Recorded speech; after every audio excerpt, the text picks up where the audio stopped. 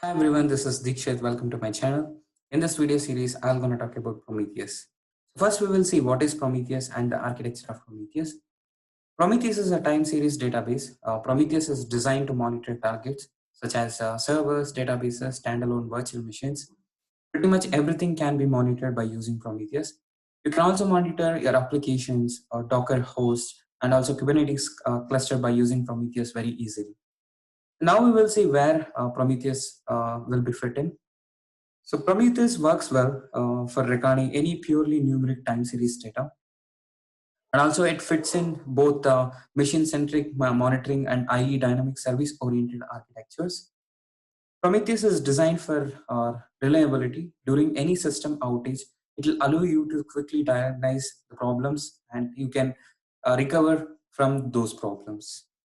Each Prometheus server is standalone, does not depend on any network storage or any other remote services. And now we will see when it is not better to go for Prometheus.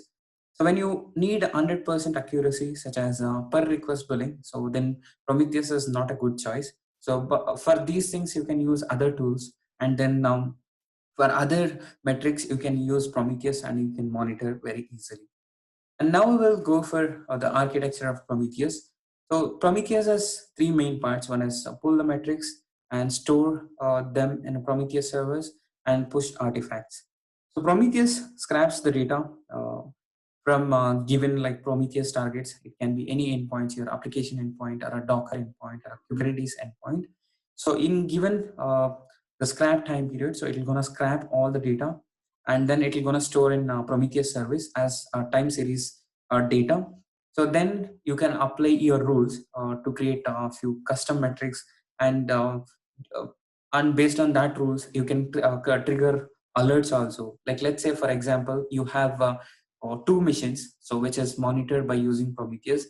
So if the machine goes down, so you need to send an alert. So by using Prometheus, it is very easy to do that. And also by using Grafana and API clients and Prometheus web UI, so we can retrieve the data which is stored in Prometheus server and we can visualize the data in a proper manner, in a graphical manner. Okay, so yeah, so that's all for the video. So in the next video, I'm going to talk about the installation of Prometheus. Thank you.